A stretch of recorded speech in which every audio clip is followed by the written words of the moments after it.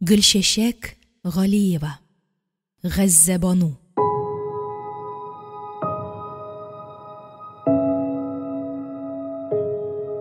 Кыяр-кыймас кына килеп кергән Маһирәне ачык чырай, тәмле сүз белән каршы алды Гиззел Банат.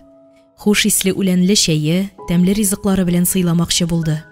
Юк, әле генә өстәл яныннан. Бер кабар урынымда юк, рәхмәт, мәшәкатьләнмәгез дип, тиз генә тынычландырды Маһирә аны. Кайтканнан бирле сезнең белән сөйләшәсем килеп йөрдем. Моңарча җае чыкмады. Әгәр бүген вакытыгыз булса, сезнең белән икәүдән икәү генә сөйләшер сүзләрем, кайбер ачыклыйсы сорауларым да бар иде.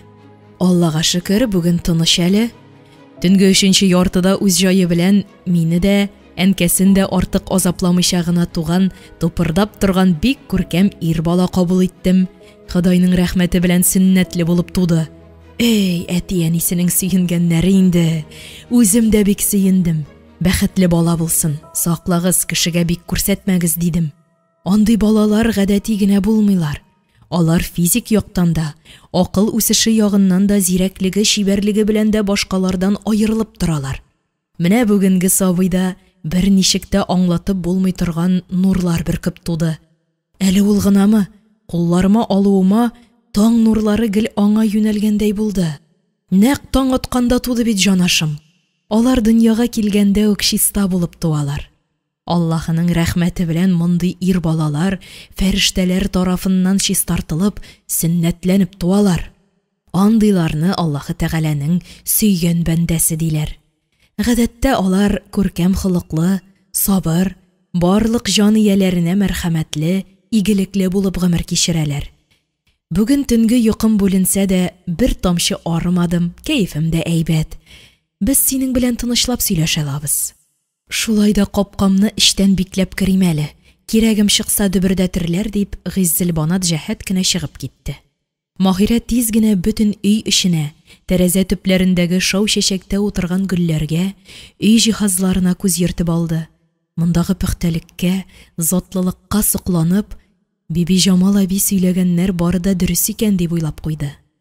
Бүгенге изге хезмәтеннән бәхет тапкан Киндек әби балкып килеп керүгә, Гиззел Банат апа, сөннәт белән туганнар турында ишеткәнем юк иде.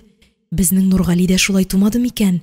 Син сөйләгәннәр бары да аңа туры килә бит, диде Маһирә. Мин Хафизның гына Киндек әбисе. Аны сөннәткә Зариф бабасы утыртты. Нургалиең турында берни дә әйтә алмыйм.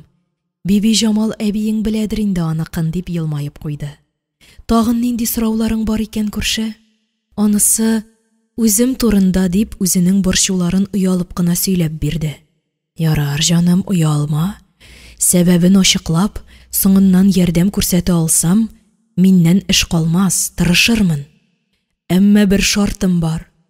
Моны беркем дә белергә тиеш түгел, хәтта Нургалиең дә.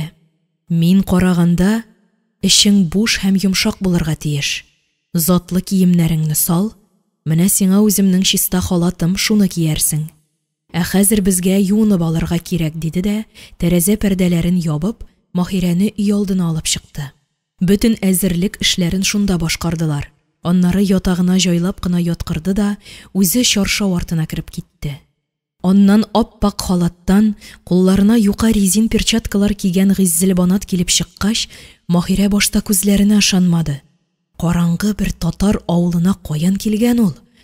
Юк, бу ханым Көйек авылының гади Киндек әбисе генә түгел, гыйлем мәгълүматы булган шәфкать туташы булырга тиеш.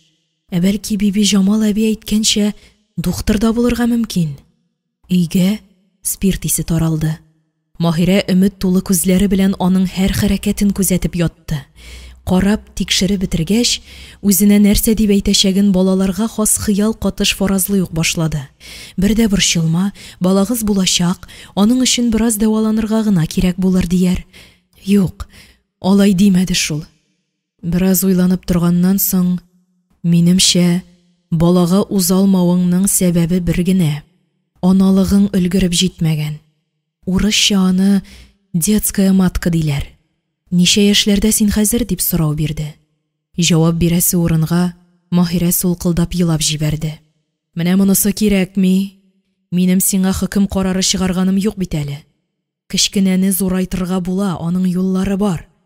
Менә сиңа бер белгеч балагыз булмаячак дигән. Ул вакытта сиңа ничә яшь иде? 22. Сиңа берничә курс массаж, диңгездә йөзү, күбрәк җәяү йөрү кирәк дип тә әйтмәделәрме? Юк шул. Шуннан соң ничә ел үтте инде? 3 ел. 3 ел Гиззелбанат апа җаным. Миңа хәзер 25 яшь. Мине яшь кәләш диләр, ә мин Гәззәбанудан 4 яшькә олырак. Шуны белдерәсем килмәгәнгә яшемне әйтәсем килмәгән иде шул. Менә нәрсә акыллым. Бераз соңарак калмадык микән дигән шигем бар барын. Тик өметсез шайтан гына дигәндәй, нигә өметне югалтырга? Ятып калганчы атып кал диләрме әле? Башлык без ул чараларны шыпырт кына. Монда бит әле бер атна торасыгыз бар. Ташкентка кайткач дәвам итәрсез. Ничек тә хәбәрләшербез. Бик зур рәхмәт сезгә. Диңгезенә дә барып була. Мин тырышачакмын, Аллаһы боерса. Үзегез әйтмешли, өметсез шайтан гына. Гиззелбанат апа, зинһар ачулана күрмәгез. Тагын берничә соравым бар иде. Үзегез турында бик тә беләсем килә. Әгәр ул сезнең ниндидер яшерен сер икән, ышана күрегез, ул миндә, фәкать минем күңелемдә генә калачак. Сез кем? Кемнең баласы? Кайда укыдыгыз? Нигә сез ялгыз? Ничек бу авылда калдыгыз? Эй, бала. Минем иң авырткан җиремә кагылдың бит. 5 сорау. Шушы 5 сорауның бөтен җаваплары ул минем авыр, үтә дә фаҗигале тарихым. Бу авылда аны бары бер кеше, бары бер җан иясе генә белде. Һәм ул аны үзе белән алып та китте. Ул минем хәләлем, ирем иде, урыны җәннәттә булсын. Бары 47 яшендә гүриясе булды. Үзем дә саклый алмадым ахыры. Балаларыбыз булмады. Менә ни өчен мин ялгыз. Ярар акыллым. Бар сорауларыңа да җавапларымны ишетерсең. Әллә ни гомерем дә калмагандыр. Авыр язмышымның тарихы тагын кемнеңдер күңеленә салынып, вакыты җитеп, аның дөньяга чыгар көне дә якынаядыр. Бәлкем бер Раббым үзе сине минем хузурыма җибәргәндер. Тик шуны онытма. Вафатыма кадәр бу бары синдә генә сакланырга тиеш. Ә икенче үтенечем, Маһирә, вафат булуымны ишетүгә, догаңнан калдырмасаң ия. Хәмидулла кызы Гиззелбанат рухына һәм дә әтием Лотфулла улы Хәмидулла белән әнием Гыйлметдин кызы Биби Сара рухларына дип тә багышласаң ия. Күпме кайгы хәсрәт йоттылар бит алар минем өчен. Ничек түзгәннәрдер җанашларым. Тыңла. Казанның Татар бистәсендә туып үскән гади генә бер кыз мин. Иң элек әтием, әнием турында, урыннары җәннәттә булсын. Әнием Биби Сара бистәнең генә түгел, бөтен Казанының иң оста кәләпүшчесе булган. Ул үзенең 3 кызын да Фәхрелбанат, Сәйделбанат, Гиззелбанатны, анысы мин инде, кечкенәдән үк кәләпүш чигү сәнгатенә өйрәтте. Әтием Хәмидулла оста тегүче. Ирләргә каракүл бүрекләр, каракүл якалы затлы пәлтәләр текте. Ул бала чагында бер урыс авылында 2 елдан артык тегермәнче малай хезмәтен башкарган. Анда ул урысларның үзләреннән дә остарак итеп урысча сөйләшергә өйрәнгән. Аларның диннәрен, дини бәйрәмнәренең мәгънәләрен дә яхшы белгән. Шул авылда ширкәү каршындагы школга үзе теләп укырга йөргән. Язуын да дөрес язган. Әти турында безнең Хәмидулла поп янында поп төсле, мулла янында муллага әйләнә дип сөйли торган булганнар. Әтиебез гыйлемгә тартылган. Үзенең 2 улын да Апанаев мәдрәсәсе каршында башлангыч мәктәпкә укырга биргән. Айына 3 тәңкәдән 2-гезгә 6 тәңкә түлим. Ярый әле ат асрагач сезне үзем йөртәм. Тулай торакта торсагыз 10 тәңкә түлисе булыр ия. Ишетсен колагыгыз, сабагыгызны тырышып укыгыз. Минем йөземә кызыллык китермәгез. Апанаев мәчете бу мәктәпкә үз кесәсеннән өстәмә акча да биреп тора. Кирәк вакытларында аларга атым белән дә, мәчет файдасына сәдакам белән дә булышырга тырышам. Барысы да сезнең өчен бит дип тукып торырга ярата иде. Кызларымны да шунда укытырым әле. Кызларны алмыйлар шул дип көрсенеп тә куйгалы иде. Без үз өебез, үз көнебез дигәндәй, үз көчебез белән дөнья көттек. Байып та китмәдек, ярлы да булмадык. Барына шөкер итеп, югына зарланмый гына сабыр итеп яшәдек. Мин үзем түбәтәйне матур чиксәм дә, ул эшне яратып башкармадым. Әни кушканга, акча кирәк булган өчен генә. Абыйларымның дәрес әзерләгән вакытларында гел алар янында булырга тырышайым. Кумадылар алар мине, киресенчә, күңелемә эләктергәннәрне тыңлап карарга яраталар иде. Бигрәк тә кече абыем Сәлимҗан. Әтигә еш кына без белгәнне су кебек эчә бит бу. Аңа малай булып туарга кирәк булгандыр мөгаен. Әти, син дә бер тыңлап кара әле төпчегеңне дип әйтер иде. Әти мыек астыннан гына көләр иде. Әни бик каршы булса да, мине урысча укырга, язарга өйрәтте әти. Сөйләшергә дә өйрәтү өчен әни югында урысчалап сөйләр иде. Ну, әнинең кәефе китә иде инде. Нәрсә, син аннан марҗа кызы ясамакчы буласыңмы? Бер Аллаһым үзе сакласын. Әйттем исә кайттым, тәүбә, тәүбә, тәүбә. Әнә түбәтәен чиксен, хатын кызның үз эше дә баштин ашкан дияр иде җанашым. Син бит кызым кеше-кешесе булачаксың. Абыйларың әтиеңнең коткысына бирелә күрмә зинһар. Алар ир кешеләр. Аларга килешә дә, кирәк тә ул. Син үзеңә төшкән вазифаларны тирәнрәк үзләштерергә тырыш. Вакыты җиткәч, кияүгә чыгарсың.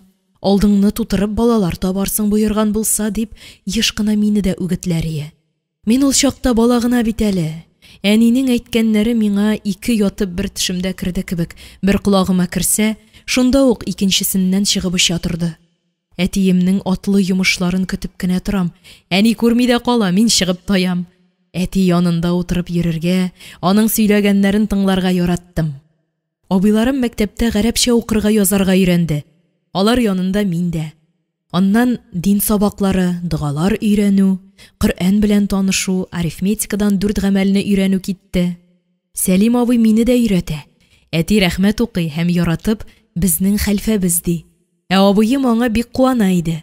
Менә бу дәресләребезгә әни дә каршы килмәде. Киресенчә, тырыш кызым, тырыш, бәлкем бер яшь муллага кияүгә чыгып куярсың да, абыстай булып китәрсең ди башлады. Еллар үтә торды. Абыйларым мәдрәсәнең 2нче бүлегендә укуларын дәвам иттеләр. Анда атнага 2 мәртәбә урыс теле, география, татар һәм гарәп телләре грамматикалары, динебез тарихы һәм башка фәннәрне өйрәнделәр. Әтием алар белән бик горурлана иде. Ул бүлекне тәмамлагач, аларны Малмыж ягындагы 2 зур мәчеткә указлы мулла, имам хатип итеп җибәрделәр. Фәхрел Банат апайны үзеннән шактый олырак бер муллага кияүгә бирделәр. Бер көнне әти мине үзе янына утыртып, күптәнге дуслары Иван Васильевич дигән кешеләргә алып китте. Юлда сөйләп барды. Ул кеше теш врачы. Хатыны Мария Федоровна хатын-кызларны дәвалый икән. Булак буендагы 2 катлы кирпеч йортта яшиләр икән. Барып кердек. Бик мөлаим кешеләр. Урыслар димәссең дә, татарча да беләләр.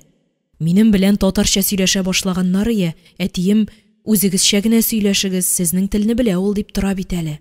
Кая инде ул минем алар кебек сөйләшә алуым? Мине калдырып, әти Иван Васильевич белән каядыр китте. Мария апа исемемне сорады. Безгә әйтергә катлаулырак икән, Гүзәл Банат дисәм. Ачуланмыйсыңмы? Юк, ничек телисез, шулай әйтегез дидем. Ошаттым мин ул исемне. Үзе жуан гына марҗа икән. Иренә караганда шактый карт күренде. Юк, хатыны түгелдер. Я аның апасы, я берәр ерак теткасыдыр әле дип уйлап куйдым.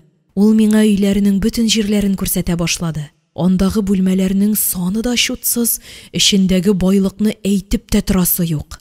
Идәннән түшәмгә кадәр булган көзгеләрдән, идәннән минем бияклектәге сәгатьнең суккандагы тавышыннан гына да абау нинди сихри дөньяга эләктем диярсең. 2нче катка алып менеп китте бу мине. Барысына да шаклар катып, артыннан барам. Булса да булыр икән җуанлык. Бөтен Казанына бердер ул мөгаен. Шунда яңадан күрер-күрмәс кенә калган Иван абый күз алдыма килә. Озын буйлы, киң җилкәле, якты йөзле, мәһәбәт ир кеше. Безнең әти дә кечкенә түгел юкса, бу абый аннан бер башка биек кебек күренде. Йортның 2нче каты Мария апаныкы булып чыкты. Аның эш бүлмәсендә әллә ниләр бар. Монда идеальный чистота булырга тиеш ди бу. Рәзе ите чистота дим, тузанлы идәненә күрсәтеп.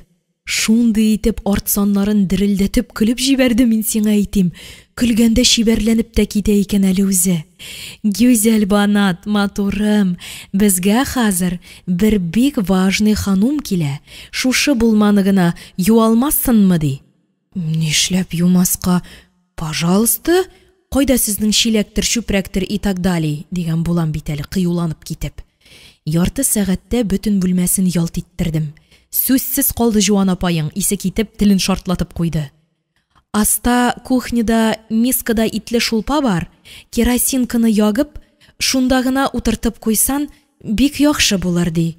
Хорошо, мука, картушка, лук, таммы дим? Там. Тагы әллә нәрсәләр диде шунда. Шыннан да барында бик җайлы гына таптым. Үзебезчә тукмаш ясадым. Аш әзер булганда әтиләр дә кайтып җитте. Үзебезнең тәртип белән өстәлләрендә көйләдем. Мария апа яна исе китеп, «Ай, жаным, Гүзәл Банат, мына рахмат!» дип, минем ничек итеп бүлмәсен чистартканымны да сөйләде. Әтинең сөенгәннәре шул чакта.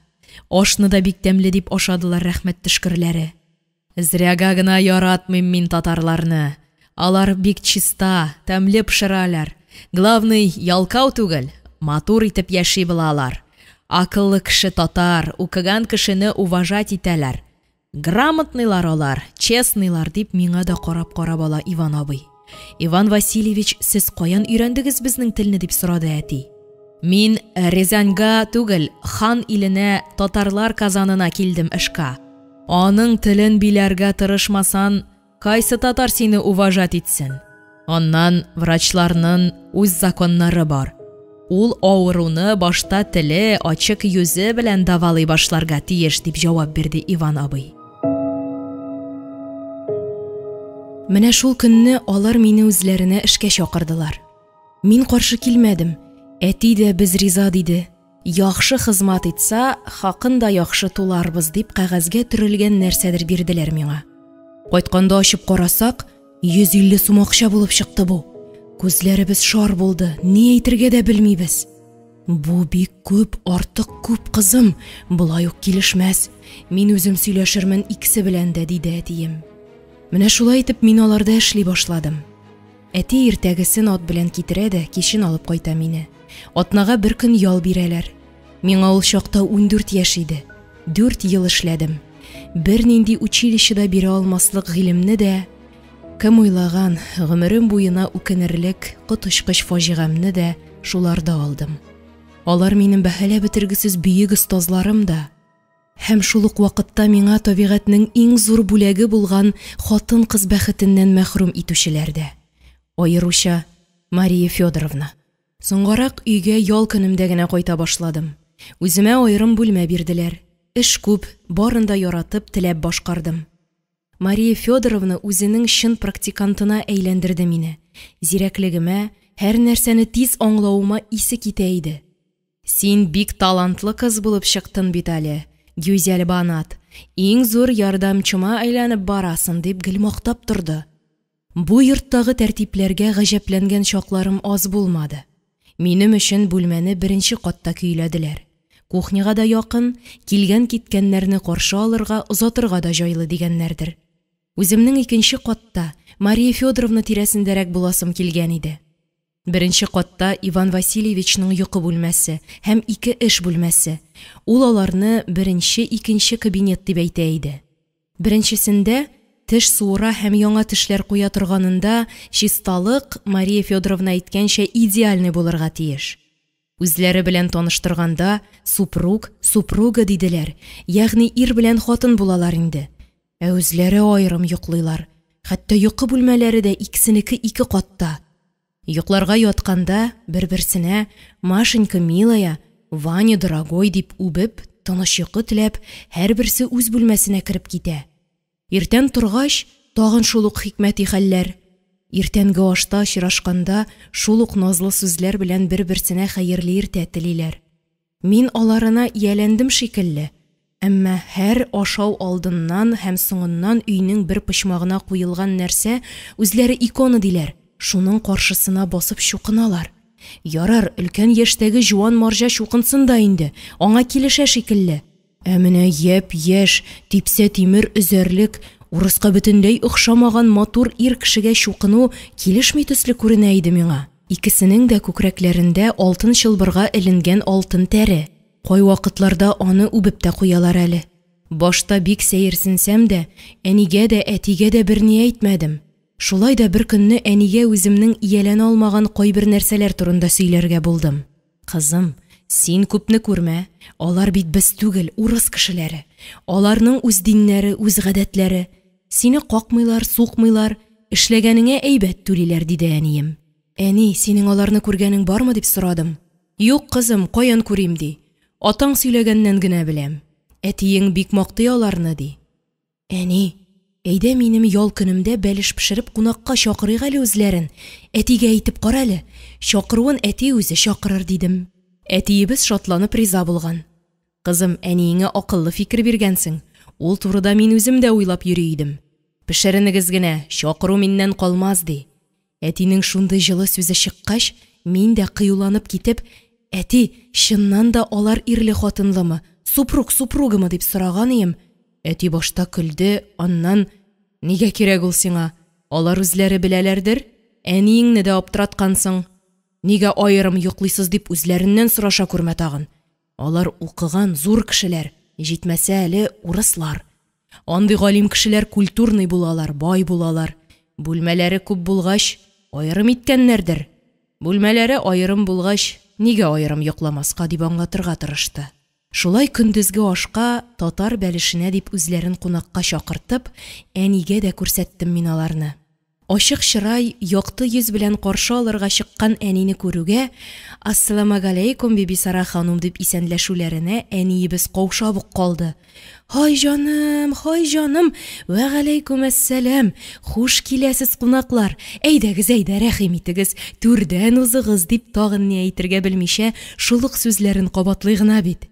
Син, карчык, каушабрак киттең дип әйтимме дип әйтә генә башлаган әтине дә бүлдереп, «Эй атасы, каушасам да гаеп түгел, сөенүемнән нәрсә әйткәнемне дә белмим инде.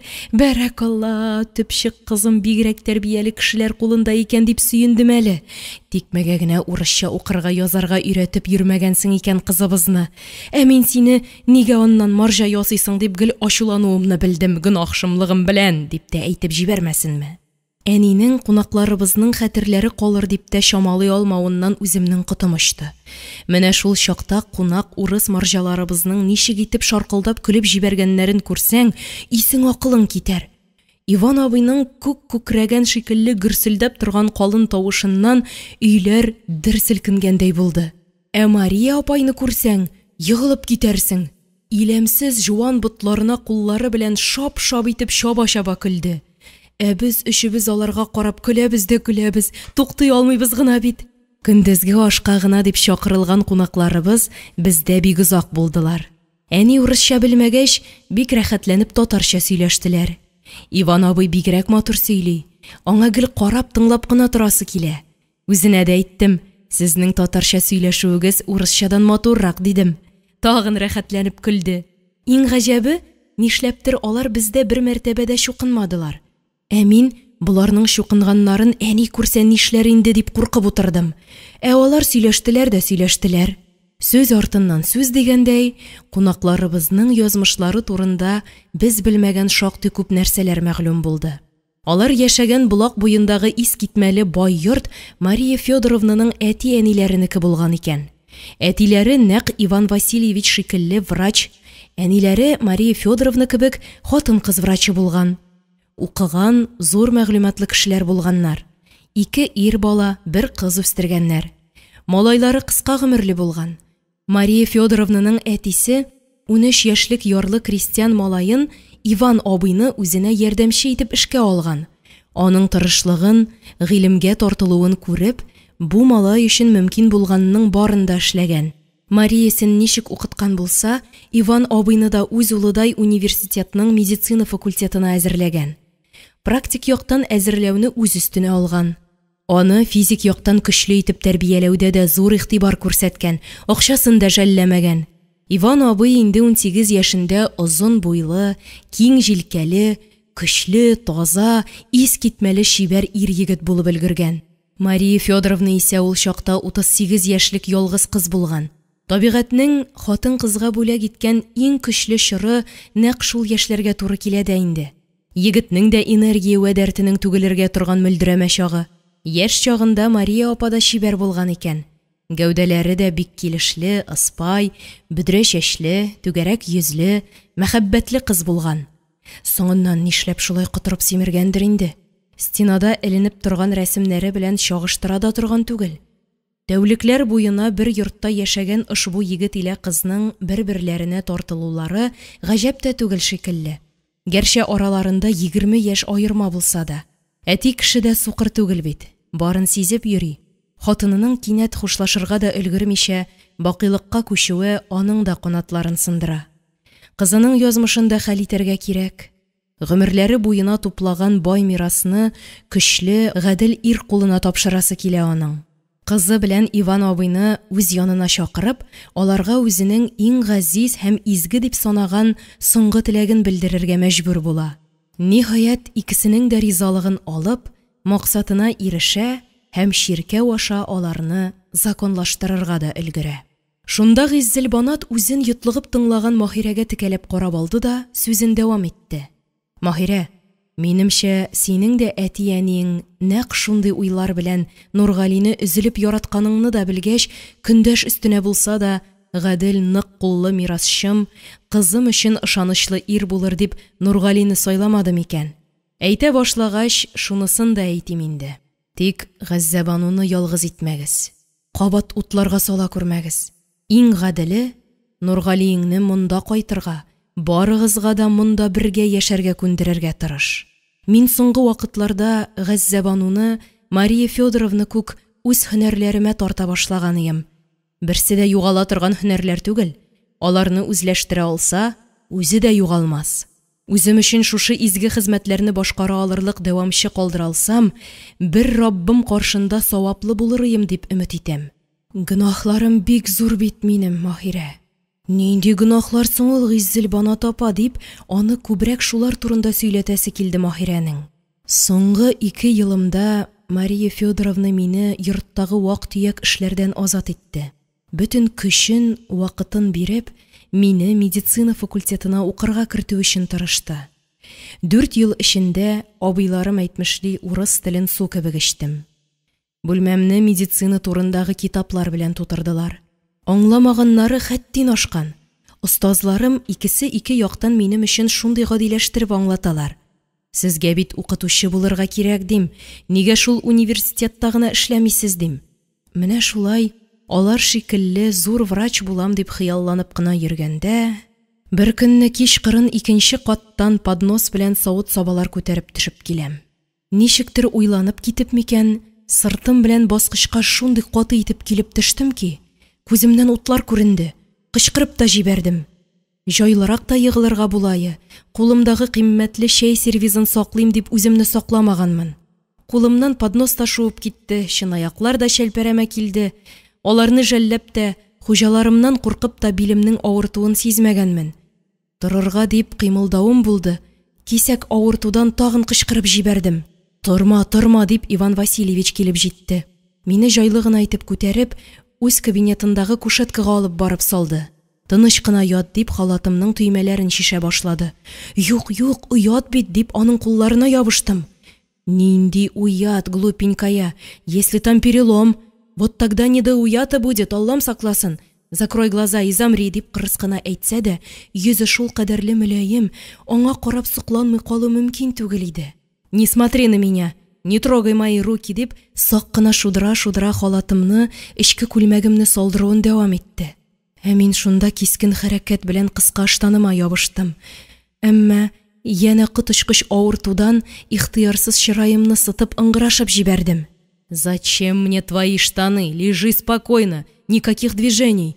Булай булсан, син врач була алмыйсың, понятно ди? Мин тынычлана төшкәч, Мария Федоровна нигә күренми, нигә монда төшми дим.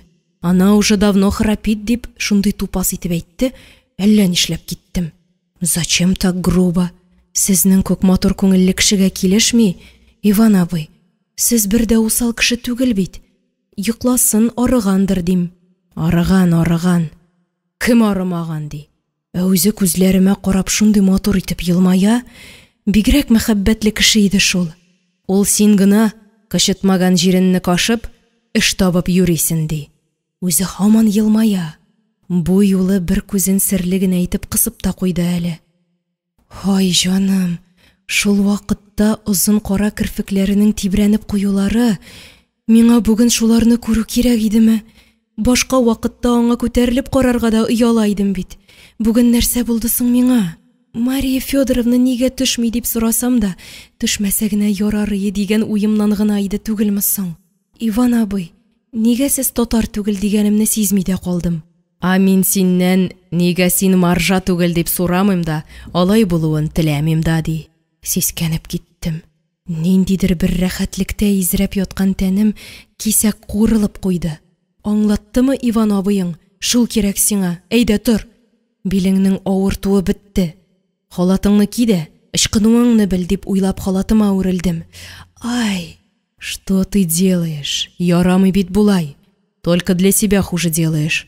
Слава Богу, сезненча Аллага шукур, перелома нет. Но кое-что нужно на место посадить. А для этого с твоей стороны нужен полный покой, поняла? Мин сина бер дә начар айтмадым. До тебя здесь работала одна маржучка, Шурочка. Чиста шлями, тамла пошарми. А рюмкага урыла. Не знали, как избавиться. Мария Федоровнага Шурочка мине кычаклап маташа дигәч, шул көнне үк расчет ясады. Хәзер аңладыңмы инде? Ә син уйладың, мин маржаларны гына ярата дип да? Икебез дә көлеп җибәрдек. Успокойся. Сейчас очень больно будет, дип билемне кисәк әллә нишләттереп алды. Шунда нәрсәдер шырт итте. Бу юлы авырту кычкыртып кына түгел, акыртып җибәрерлек булды. Ихтыярсыз Иван Васильевичның беләгенә чытырдатып ябыштым. Гаҗәп ачуланмады, киресенчә, кулларымны назлап куйды. Миңа шул кадәр рәхәт булып китте. Иван абый сизә күрмәсен дип кулларымны тартып алмакчы булам, ала да алмыйм. Остан иң соңгы умырткаларын янында нык кызарган 2 урын бар. Иртәгә алар кара янып чыгачак. Каты бәрелүдән бераз кан сауган. Аларны күргәч аптырап калма. Үзең йомшак кына массаж ясаштыргалап куя аласың ди. Бүген үзегез генә ясый алмыйсызмы соң? Минем массаж нәрсә инде ул? Мин аның кай төш икәнен дә белмим бит әле дидем. Юк, гүзәл банатым. Бүген ярамый.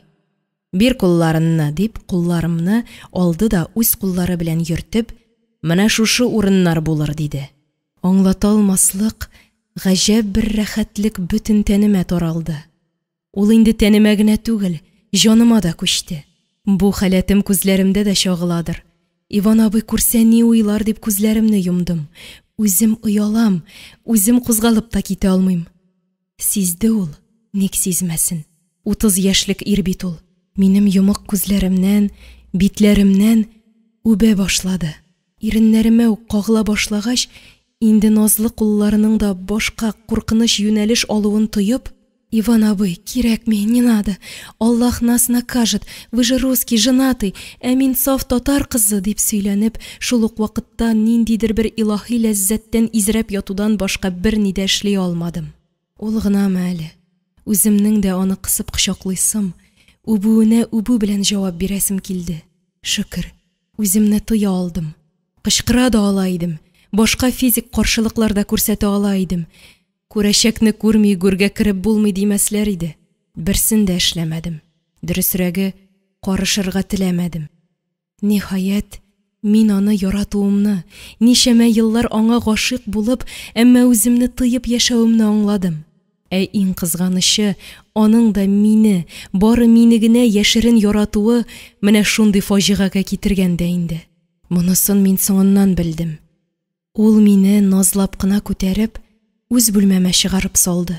Таплы җәймәмне хәсиятләп төрде дә, рәхмәт гүзәл банатым дип, җәймәне үземә бирде. Һәм яшьле күзләремне бер туктамый үпте дә үпте. Мин шунда кинәт муеныма ниндидер ят каты әйбер кагылып киткәнен тойдым. Я Хода, Иван абыйның тәресе. Ни кылганымны да аңламыйча, мин аны итеп җибәрдем һәм ниндидер бер чиркану белән читкә борылдым. Гафу ит алсан, гафу ит. Ты моя единственная радость, гүзәл банатым, дип ул әкрен генә чыгып китте. Йокысыз газаплы төн, өзлексез аккан күз яшьләре. Я Худа, күз яшьләре генә юарлыкмы соң бу кылган гөнаһымны? Таң алдыннан гына йоклап киттем ахыры. Әллә төш, әллә саташу, күктә йолдыз атылган күк булды. Шул йолдыз нурлар чәчеп миңа таба төшә башлады. Якынайган сайын зурая, зурайган сайын, я Худа, тәре сүрәтенә керә түгелме соң? Саташканда җиннәрне куркыта торган дугаларымны укый башладым. Юк, һаман төшә. Биттем диюем булды. Тын да ала алмыйм, кыймылдый да алмыйм. Кычкырмакчы булам, тавышым чыкмый, бастырылдым. Ниһаять шабыр тиргә батып уянып киттем. Нинди төн булды бу хәерсез. Иртәгәсен иртүк: Мария Федоровна, извините, сегодня я у родителей, завтра приду. Вчера я нечаянно разбила ваш самый любимый чайный сервиз. Очень переживаю. Будьте здоровы. С приветом, ваша Гүзәл Банат, дип яздым да, аны аш өстәленә куеп, шыпырт кына үземнең туган йортыма кайтып киттем. Дөресрәге, качтым. Әниләр бик куандылар билгеле. Бүген кунарга да калам дигәч, әни бәлеш пешерергә әзерләнә башлады. Әти дә: Кызым, мин дә бүген өйдә генә булам алайса, хәзер мунча ягып җибәримме, дип сорады. Рәхмәт яусын әтием. Бүген миңа иң кирәге дә шулдыр, мунчадыр, дидем. Ярый әле берни дә аңламадылар. Иртәгесен мине әти үзе илтеп куйды. Шөкер, Иван Васильевич өйдә юк иде. Мария Федоровна бик җылы каршылады. Ой, как мы соскучились без тебя, дигән була. Чәй сервизы өчен борчылганыма шелтәләп тә алды. Ни о чем не думай, только занимайся, ди. Инде Иван абыйны көтәм. Аның күзенә ничек күренермен дигән уй белән үз бүлмәмә кердем. Күрәм, караватымда записка. Дорогая, это тебе на память. И. В. Янында кечкенә генә бер тартма. Ачып карасам, әнекәй генәм. Әллә нинди нурлар чәчеп торган зур кашлы алтын йөзек. Нәрсә уйларга да белмәдем. Бик матур. Киеп тә карадым, таман гына. Бик кыйммәтле икәнен дә чамалыйм, әмма аңламыйм. Әгәр минем үзем өчен куелган бәһә булса, бу бик арзан. Үз бәһәсен белмәгән кызга шул да җитәр дип уйлаганмы? Ятсын шунда, куелган урынында. Үзе теләсә нишләсен дип йөзекне яулыгым белән каплап куйдым. Мария Федоровнаның тавышын ишетеп, холга чыктым. Ул миңа тиздән бер ханым киләсен әйтте. Үземә дә аның белән менәргә кушты. Мин риза булмадым. Иван Васильевич кайда дип сорарга батырчылык иттем. Ул авылга китте. Атисы авырый икән. Салырга ярата бит ул. Күбрәк салгандыр, наверное. Кайчан кайтасын айтмады, ди. Күңелсез булып китте. Үзем очрашырга да уялам. Күрәсем дә килә. Ниһаять, бу йорттан мөмкин кадәр тизрәк китәргә кирәклекне аңладым шикелле. Укырга да керәсем килә. Иван Васильевич төн урталарында гына кайтып керде. Әле йокламаган булсам да, янына чыкмадым. Ул да кермәде. Иртәгесен күрештек. Кочаклап алмакчы булды. Ә мин тиз генә халат кесәмнән йөзекне алдым да: Иван абый, бу нәрсә ни өчен, дидем, мөмкин кадәр кырыс булырга тырышып. Глупенькая ты моя. Яраткан кешедән шулай сурамыйлар бит инде. Яратам, бик яратам, Гүзәл Банатым. Яратканым өчен ал, ди. Мин дә яратам дип ничек кенә әйтә алыйм инде мин аңа. Иван Васильевич, мин сезнең мәхәббәтегезне дә, бу бүләгегезне дә кабул итә алмыйм. Яратуыгыз чын икән, онытыгыз. Бүген үк сезнең йорттан китүемне теләмәсәгез, башка бу турыда сөйләмәгез, дидем дә, йөзекне өстәлгә куеп, үз бүлмәмә кереп бикләндем. Мин үзем гаепле бит, бары үзем. Монысы инде газап өстенә газап алуым булды, дип еладым. Әмма газапларның иң олысы алда көткән икән әле. Шул гөнаһлы төннән соң бер айда үтмәде, нык кына кәефсезләнә башладым. Күңелем булгана, ашаганнан соң кыскалый башладым. Мин бит врач булырга әзерләнгән кеше, шуңа күрә барын да аңладым. Мин авырлы. Инде нишләргә? Ялга өйгә кайтырга батырчылык итмәдем. Хуҗаларым сизеп, миңа берни әйтми генә шатланып йөргән кебек тоелдылар. Мин аптырап калдым. Тычканга үлем, мәчегә көлке дигәндәй, нәрсә бу? Иван Васильевич белән сөйләшергә уйладым. Ул миңа: "Бер дә борчылма, Мария Федоровна була. Үзебез тәрбиялап үстерербез", ди. Имәнеп киттем. Минем әти-әнием ни дияр? 2 абыем укымышлы муллалар, 2 апам күренекле генә муллаларның җәмәгатьләре абыстайлар. Алар өчен мин кем булып калам? Нәселемне былчыратучы зиначы булып каламмы дип елый ук башладым. Юк, гүзалым, син мине аңламадың. Син минем никахлы хатыным, яшь хатыным булып, шушы йортта без бергә яшарбыз. Мария Федоровна безнең бергә булуыбызны 2нче көнне үк белде. Мин яшермәдем. Ул минем сине яратуымны булай да белә иде. Шулай килешик. Минем синнән башка яратырлык бер кешем дә юк. Син бердән берем, дип, хәтта ялына ук башлады. Юк, Мария Федоровнага әйт, минем үземә кул салуымны теләмәсәгез, котылдырыгыз мине бу гынахымнан, дип каты тордым. Мария Федоровна үзе дә сөйләшеп, ризалатырга тырышып карады. Ниһаять үз вазифасын үтәргә мәҗбүр булды ул. Мин 2нче коточкыч гынахымны эшләдем. Үз карынымдагы яралгыны, булачак баламны үзем теләп юк иттем. Ата-ана сизенмиме соң? Сизгәннәр алар. Миңа әйтмичә генә борчылганнар.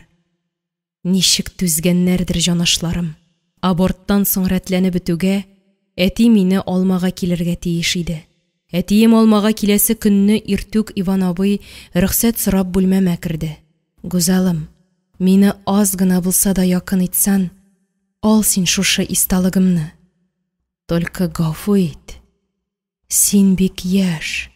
Мин олырак кеше бит. Гаеп миндә. Мин сине никогда не забуду. Бу йортта 4 ел сине күреп, сиңа карап яшавым белән мин бәхетле булдым. Мария Федоровнаны мин ташлый алмыйм. Айбат кеше ул. Атасы Федор Сергеевич мине кеше итте. Мирасын калдырды. Мин черкауда ант бирдем.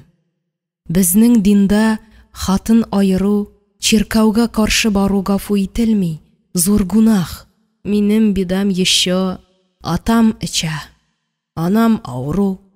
Миннан башка кичкенә 4 туганым миңа карап торалар. Мария белән балаларыбыз булмады. Ул һаман менопозна диде. Синең карындагы баламны югалту минем өчен сиңа караганда бик күпкә авыр булды. Синең балан булыр әле, дай Бог. Федор Сергеевич шикелле сине укытып врач итәсебез килгән иде. Булмады, диде. Эй, Иван абый җаным, булай булгач мин дә әйтәм инде. Мин дә яраттым бит сине. Татарча сөйләшүең белән дә күңелемнең түренә үттең. Арабызда синең күкрәгеңдәге алтын тәрең, икона каршында чукынуларың, өстәвенә хатынлы булуың минем күңелемне дә, җанымны да тимер кыршауда тотты.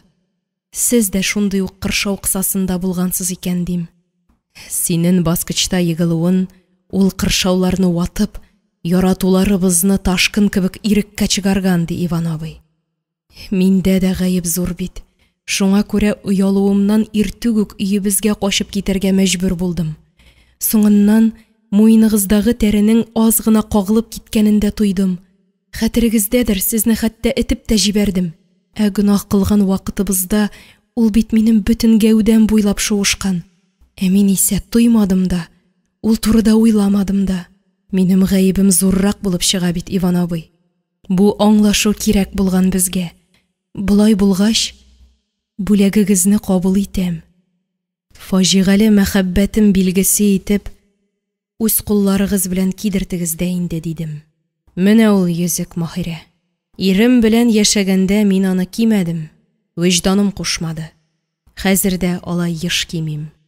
Эй, Гиззел Банат апа, сезнең белән беренче мәртәбә очрашканда ук күрдем бит мин аны. Бу йөзек зур каратлы бриллиант кашлы бит. Шул вакытта ук үз-үзегезне тотуыгызга, кигән киемнәрегез, бизәнү әйберләрегезгә карап, мин сезнең авыл хатыны булуыгызга шикләнгән идем. Бу бит искиткеч кыйммәтле йөзек, диде Маһирә. Әйе шул, Иван абый бармагыма кидерткәндә әйткән иде. Бәхетле булыгыз, Иван абый. Бу йөзеккә караган саен мин сезнең кайчанда булса үз балагыз булуында теләрмен. Бирсен Ходаем, дидем. Хуш, гүзәл Банат. Укырга тыласаң кил, ярдәм итәрбез, диде дә, Иван абый яшьле күзләрен күрсәтмәскә тырышып, тиз генә чыгып китте. Менә без шулай аерылыштык. Әйдә, кызым, син әзерме, дип әти дә килеп җитте. Һәм мине туры Фәхрел Банат апамнарга кайтарып куйды. Жизни бик яхшы күңелле кеше иде. Мин аларда 3 ел яшәдем һәм яшькендек әби вазифасын үтәдем. Беренче зур тәҗрибәне шунда алдым. Әти мине алмага килгәч, бер дә җибәрәселәре килмәде. 2 мәхәлләле зур авыл иде ул. Яучылар да булды. Турыдан-туры үзем белән сөйләшеп кияүгә сораучылар да булмады түгел. Үз хәлемне үзем белгәч, берәүгә дә кара шәлемне сөйрәп килергә теләмәдем. Ә менә бу авылда әтиемнең чыбык очы туганы, булачак иремнең әтисе яшәгән. Әллә ни аралашмаганнар. Улының безгә берничә мәртәбә килгәне булган. Ничек килешкәннәрдер, ул үзе мине сорап килгәнме, әллә әтием үзе яучылап биргәнме, анысы миңа мәгълүм түгел. Сөнгатулла белән мине Казан мулласыннан никахландырып, шактый зур бирнә белән көйеккә озатып җибәрделәр. Менә шулай итеп, шушы авылда гомерем үтте. Бик теләсәм дә, балага уза алмадым. Мария Федоровнаның гаебе беләнме, әллә инде гынахыма бирелгән җазамы? Тәгаен икенчесе, кылган гамәлем җинаяткә тиң. Менә ни өчен җазаның да иң катысы бирелгәндер дип уйлыйм. Иван белән очрашу вакытындагы илаһи ләззәтне башка кичерә алмадым мин. Беренчесе дә, соңгысы да шул булды. Никахлы ирем өчен хатын булу бурычын гына үтәп яшәдем. Сизенгәндер дип уйлыйм мин аны. Аңа да бик рәхәт булмагандыр. Әмма ризасызлыгын бер кайчан да белдермәде бичара. Урыны җәннәттә булсын. Яратып яшәмәсәм дә, аның белән дөм ялгыз булмаганмын икән. Бу йортта бик арымадыңмы? Шәйләп алабызмы дип төннең ни вакытында булса да, бердән-бер көтеп алучым булган ул минем. Маһирә күпмедер вакыт телгә килә алмый торды. Рәхмәт, Гыйззел Банат апа. Сез миңа күпме гыйбрәт бирдегез. Кыюланып бу авылга кайтуыма үкенгән чакларым да булмады түгел. Дөресен генә әйткәндә, ничек кайтканмын әле дип куанганнарым да күп булды. Мең шөкер, шиксез шөкер. Гөлҗәүһәр белән Мөхәммәд Нур кыйссасы һәм менә бүген сезнең сөйләгәннәрегез минем өчен Гыйззел Банат, Гүзәл Банат кыйссасы булып күңелемдә гомерем буе сакланачак. Мин аларны түкми чәчми язып та куярмын әле. Ташлыяр җыенында Гәззәбанудан да бәхетле кеше булмагандыр мөгаен. Мондый зур бәйрәм көнне аш үлемнән исән калган әти-әнисе, якын туганнары белән бергә булу үзе олы бәхет. Янында гаҗәеп затлы киемнәрдән, Ташкенттан тагын да чибәрләнеп, шәһәр зыялысына әйләнеп кайткан сөйгән ире Нургалие, кайсы гына хатын-кыз горурланмас мондый ир белән. Үзләре янында җан көеге Маһирәнең булмавына сөенеп бетә алмады ул. Эченнән генә аңа рәхмәтен дә укыды әле. Мин дә барам дип шат ябышса, Нургалияны калдыра да алмаган булыр иде. Юк, шат ябышмады Маһирә. Әтисе җитәкләп йөргән улы, күз нуры Хафизы, үзе генә дә күпме кешенең игътибарын җәлеп итте. Һай җаным, ни арада үскән бу малай? Кара әле җаным, әтисенә шул кадәр охшаса да охшар икән, суйган да каплаган, Сүбханалла, күзләр тимәсен. Сөйләшүен, терелеген генә күрәле, яман күзләрдән үзе сакласын бу баланы. Баланы гынамы, ахирәт, өчесен дә диген.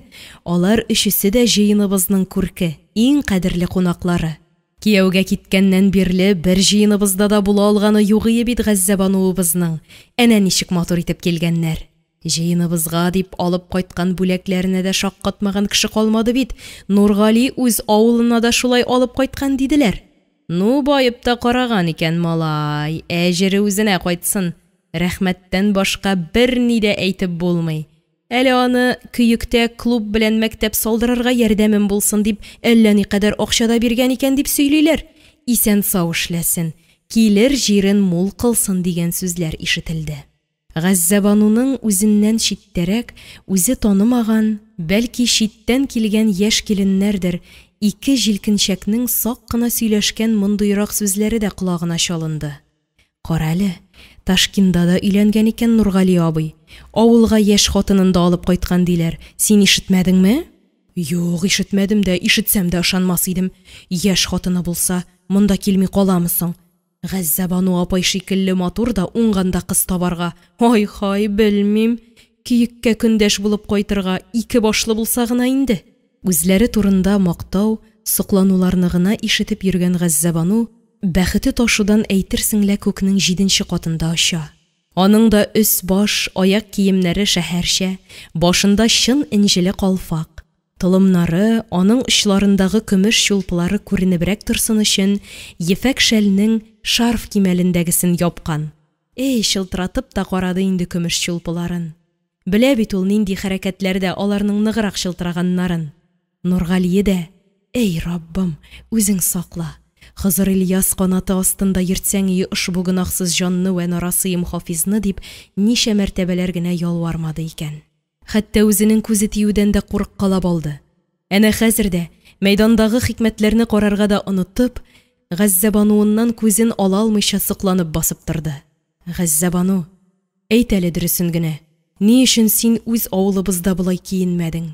Маһирә белән без берничә мәртәбә безнең бүләкләребезне кисәң иде дип әйткәләп карасак та, син безне ишетергә дә теләмәдең. Сәбәбе нидә дип сорарга мәҗбүр булды Нургали. Аның әлеге соравында ниндидер көнләшү чаткысы сизелеп үтте. Бу авылда Гәззәбануны бик яратып йөргән бер егет барын ишеткәне бар иде аның. Исеме Габделгаббас иде шикелле. Ир уйга калды. Туктале. Безгә җыенга килүендә шул егет турында нидер сөйләде түгелме соң әби?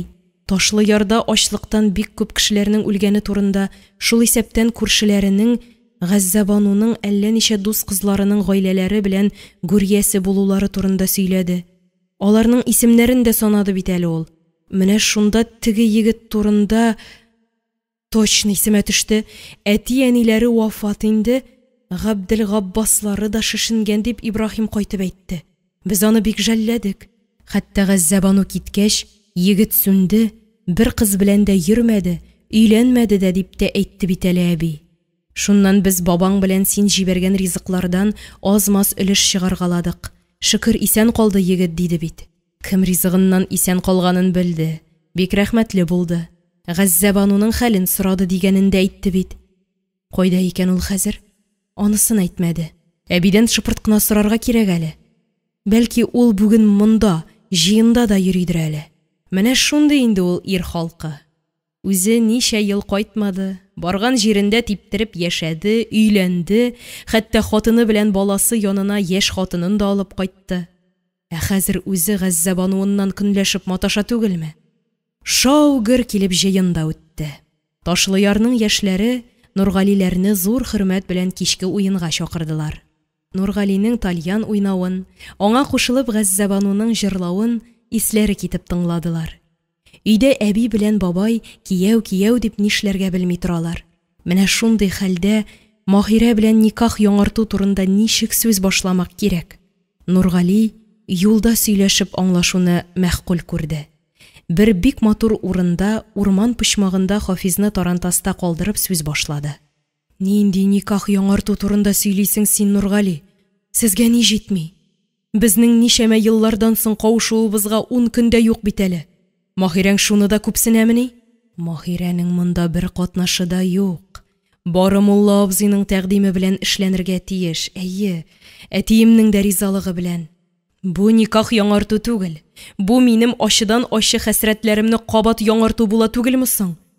Син дә шуны аңламагач, Маһирә ничек аңласын? Аптырабрак йөри идем аны. Ничек әле бу инде ничәнче төнен ялгыз уздырырга риза икән дип. Юк, риза түгел икән шул. Минем ризалыгымны алып, мулладан тизрәк никахыгызны яңарттырып, кыска вакытлы шушы төннәремне дә минем белән бүлешү кирәк икән. Синең белән йоклар өчен шул барлы-юклы 2 атнаны без чиратлашып бүлешергә тиеш булабыз, шулаймы? Газзабану, җан кисәгем, тынычлан әле. Бөтенләй ярсып киттең. Хафиз ишетүе бар дип тә карады Нургали. Ишетсен. Минем өчен хәзер бала алдында әдәп саклауның бер мәгънәсе дә калмады. Үзегез шул сабый алдында, газиздән газиз улыңның туган йортында никахыгызны яңарту уеннан да тайшанмагансыз. Ул бик зиһенле бала. Барында аңлар. Бердән-бер балаң үзеңнән баш тартса нишләрсең? Маһирәң сиңа тупырдатып малай табып куандырыр дип әйтә алмыйм. Табасы булса, әллә кайчан тапкан булыр ия. Хафизымнан күзен дә ала алмый. Кызганам да әле мин аны, беләсең килсә. Бирсен Ходаем аңа да, һич күпсенмим. Начар ана булмаячак ул. Мин бит аңа түгел, сиңа үпкәлим, Нургали. Безнең арадагы мәхәббәт шулай мискенгә әйләнеп, сүнеп бара түгелме? Мин хәтта күз алдыма да китерә алмыйм. Мөхтәрәм Фарук мулла каршында, өзелеп яратышуыбызның беренче җимеше балабыз алдында. Ниһаять барыбер мин җиңдем бит дип утырачак Маһирә өчен син теләгәнне үти алмыйм. Син яратуың хакына дип әйтмәкче буласың. Юк, Нургали. Яратуым хакына да түгел. Муеныма пычак салганда да никахыгызны җиренә җиткереп, законлы ирле хатынлы булып яшәгез. Мин риза дип әйтә алмаячакмын. Моны фәкать мин синең ирлек ихтыяҗларыңны үти алмаганда, я булмаса, үзем икенче кешене яратып синнән баш тартканда гына мөмкин дип саныйм. Яратуымның хакын шулай бәһаләвең белән син мине генә түгел, чык тамчылары кебек саф мәхәббәтебезне дә кимсеттең. Котышкыч мискин хәлгә төшердең. Эй, газиз Раббым, дустыма түгел, дошманыма да бирмә күп хатынлы гаилә булып яшәүләрне. Синең кудрәтең шиксез зур бит, бер Аллам. Шәригатеңдәге законнарыңнан монысын юкка чыгара күр. Сине яратуым хит аз гына кимсә дә, ризалыгымны бирү җиңелрәк булыр ия. Ә ул көчәя генә бара. Ни хәл итим дип, Газзабану үкси-үк башлады. Шул вакыт көтә-көтә түземлеге тәмам төкәнгән Хафизның: "Әйдәгез тизләк булыгыз, чапталны кигәвеннәл аша бетлә бит инде", дип ачыргаланып кычкырганы ишетелде. Үзенә таба килүче әнисенең күз яшьләрен сөртүен күреп, кигәвеннәр куып азапланган малай: "Әнием, ни булды? Ник җылыйсың?" дип әнисенә атылды. "Улым, әниеңнең бераз башы авырта. Син аны борчыма инде, яме", диде әтисе. Аптырап калган бала бер әтисенә, бер әнисенә карый-карый ни булганын аңларга тырышты. Җавап көтте. "Әллә кигәвен тешләдеме? Аның зуллалы шундый каты итеп тешли. Әнә чапталда нишләргә белми. Тибенеп тә калый, кыйлыгы белән дә куып калый. Шишти кытылдылар юнсезләр." Сүзсез генә шактый юл үттеләр. Кайтып җитәрәк кенә Нургали: "Сынатма, бәгърем. Гафу ит. Барысы да үз ихтыярыңда. Әйе, син хаклы. Тик бер генә үтенечем бар. Маһирәнең бер гаебе дә юк. Рәнҗемә син аңа. Ул рәнҗешнең барыбызга да уртак төшү мөмкинлеген дә онытма", диде. Нургали гармунын уйнап, шау итеп кайтып керерләр дип көткән өй хуҗалары аларны бөтенләй икенче халәттә күреп, ни әйтергә дә белмәделәр. Ярый әле кузлада утырган Хафизның көр тавышы белән: "Ачыгыз капкагызны, нишләп йоклап ятасыз?" дип кычкырып җибәрүе барысының да күңелләрен күтәреп җибәрде. Көндәшенең сулыгып киткән йөзен, озак кына елаудандыр инде күзләренең кызарып, күз тирәләренең шешемсенеп киткәнен күреп, барында аңлады Маһирә. Үзенә дә читен булып китте. Көндәшенә ниндидер бер эчкерсез кызгану белән карап, ничек сүз башларга белмичә каушабрак калды. Моны Газзабану да аңлады. "Маһирә, менә бу күчтәнәчләрне әти-әниләрем үзеңә тапшырырга куштылар. Аның эчендә Кодабыз Лукман белән кодагыебызга дигәннәре дә булыр. Үзе тапшырыр", диделәр. "Безнең белән бергә кайтмавыңа бераз үпкәләп тә куйдылар", дип шактый гына зур төенчекне алып Маһирәгә сузды. Шулай итеп, ике арадагы авыр киеренкелекне юкка чыгара алды Газзабану. Гәрчә шул мизгелдә йөрәгенең ничек сулкылдавын үзе генә белсә дә. Ни генә булмасын, күпне күргән, күпне түзгән, сабырлыкның чын бәһасен белгән авыл баласы шул ул. "Әнкәй, минем бераз башым авыртып тора. Сез шәй әзерләгәнче келәттә, салкынча һавада азрак ятып алырым. Көне дә бүген артык кызу. Күчтәнәчләрне өйгә кертерсез. Гиззел Банат апайныкы белән Саҗидәгә дигәне ак сөлгеләргә төрелгән диде. Кызым, бердә борчылма, өстәлләр бар да көйләнгән. Әтиегез бүген иртүк теге көрән сарыкны суеп эш итте. Иллә дә тәмле икән ите. Күршеләр дә безгә керәселәрен беләләр. Сез Нургали белән юынып чыгыгыз. Мунча бик әйбәт. Әтисе малайны да юып чыгарыр. Кара, Хафиз күренми, өйдәме соң ул? Дип Зөлкамал тирә-ягына күз салгалап алды. Әни, Хафизың егет кеше бит. Күчтәнәч кертәм дип тәскирәсе янына элдертте генә, син күр дә мин күр, диде Нургали. Балакаем, бигрәк үзеңә охшаган инде.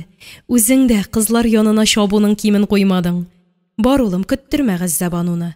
Хафиз чыккач үзем әйтермен. Маһирә күчтәнәчләрен өйгә кертеп куйды да, тынычлана төшеп, Зөлкамалга дәште.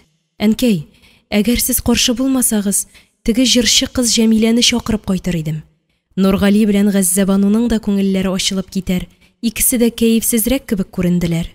Нишләп каршы булыйк? Бар, кызым, бар, без дә рәхәтләнеп тыңларбыз. Китәр көннәрегез дә җитә бит. Ни хәлләр итеп озатасы булыр инде сезне. Шуны уйласам, йөрәгем жу итеп китә. Нәрсәдер әткәй күренми. Берәр яры киттем әллә? Кортлар янында. Тагын берсе айырырга маташа дигәние. Быел үрчем ишле булырга тора. Аякларыгыз җиңел булды, балалар. Җәе дә бик кызу, кортларга килеште, шөкер. Төрлесен уйлады Гәззәбану мунчада. Булар тиздән китәрләр, моңарчы ирле хатынлы булып яшәгәннәр бит әле тагы да шулай яшәрләр. Никахларына ризалыгымны бирмичә, үземне дошман ясап калдырудан мин нәрсә отам әле? Нургалиемнең авылга кайтып, яңача яшәү хыяллары да бар. Әнә әткәйгә нәселле ат алырга һәм каралты кураны яңартырга кирәк кадәр акчасын бирде. Алма бакчасында киңәйтергә хыяллана. Маһирәнең яне Нургалидән калмыйча монда кайтуы да бик мөмкин. Шамасын белмичә кирләнүем белән аларны үземнән биздерәчәкмен генә бит. Ул вакытта Маһирә дә, без анда кайтмыйк, Нургали, баласын алсын да үзе монда килсен, минекеләр моңа берсе дә каршы түгел дияргә дә мөмкин. Эт оясында көчле дигәндәй, мин аларның күзенә карап, дер калтырап торырга тиеш буламмы? Аллам сакласын. Әтиемнең теге вакытта әйткән сүзе дә шул булды бит. Үзеңнән биздерә күрмә. Кайнышыңа сыен, сабыр бул. Ничек дөрес әйткән ул, рәхмәт төшкере. Ә мин үпкәләп йөрдем. Әнә бит бүген дә Нургали ничек күңелсезләнде. Юл буе бер генә авыз сүз дә әйтмичә кайтты. Көеккә килеп җиткәндә генә йомшады. Җанга ятыр җылы сүзе чыкты. Иң кулайы, никахларын монда түгел, Маһирәләр йортында яңартсыннар. Шуңа разый булсалар, мин дә күңелемнән зар елап булса да ризалыгымны кулдан язып, үзләренә биреп җибәрермен. Шушы соңгы фикереннән соң Гәззәбану тынычланып китте. Иренең исә, әнисе, җан кисәгем, мин керәм дигән сүзләре җанын эретеп үк җибәрде. Нишләп озакладың? Сине көтә-көтә уйламаган уем калмады. Әллә Маһирәгә юлда ниләр булганын, минем ничек пыртузганнарымны сөйләдеңме? Җүләркәем. Юк, Маһирә өйдә дә юк. Шәй янына Җәмиләне алып кайтыйм әле дип әнидән сорап шуларга киткән. Әни без югында Маһирәнең тәмам авыл кешесе булып беткәнен сөйләп шаккаттырды. Ә мин атны су эчереп мендем, ашарына салдым. Әти кортлар белән мәшкилә, аңа да булышырга туры килде. Тагын берсе айырган. Ничәмә еллар корт айырганда әти янында йөреп, моның кадәр ишле күчне күргәнем юк әле. Нурисламга күчереп утыртам ди.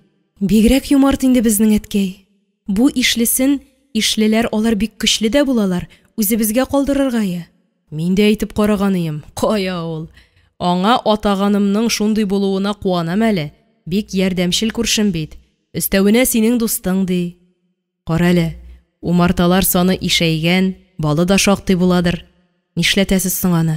Сатабыз, сезнең күк без дә акча эшлибез, диде Гәззәбану көлә-көлә. Аннары әче бал ясарга да шактый китә. Авыр эш вакытларында син булмагач, ярдәмчесез дә булмый. Хафиз тугач, аның өлеше белән җиребез дә артты.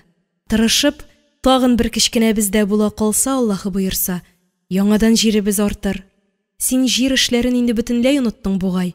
Менә шулай тырышабыз, тырмашабыз инде, Нургали. Тиздән кайтсаң ие, җаным. Маһирәң белән кайтсаң да бер сүзем юк. Әткәй дә олыгаеп бара бит.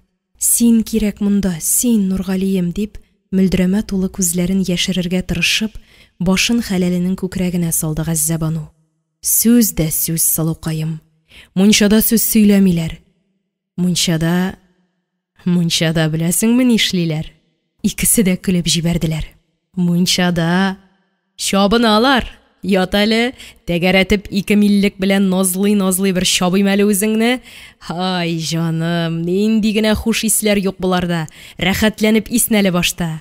Ә син беләсеңме, бу миллекләргә ниләр кушып бәйләдек без әткәй белән? 2 төрле бөтнек һәм мәтрүшкә. Кайын яфраклары үзләре дә хуш исле бит. Нургали җаным, туктале. Тагын бер генә сүзем бар бит әле әйтәсе. Шуны гына әйтим дә, башка сүз сөйләмим, диде Гәззәбану. Белә бит ул үзенә кирәк сүзне кайчан әйтәсен. Ниһаять, дулкынлануын сиздермәскә тырышып, нинди шартларда гына икесенең никахларына ризалык бирәчәген әйтте. Ничек разый булмасын инде Нургали? Чыннан да нишләп моңа минем башым җитмәде икән дип уйлап куйды. Рәхмәттән башка һич сүзем юк. Гафу ит, бәгърем. Зинһар, рәнҗемә. Алдан килешенгән буенча Кытайга барып, товарларыбызны алып кайтуга, Маһирә белмим нишләр, ә мин монда кайтачакмын. Көзге авыр эшләр вакытында ничек тә кайтып җитәргә тырышырмын.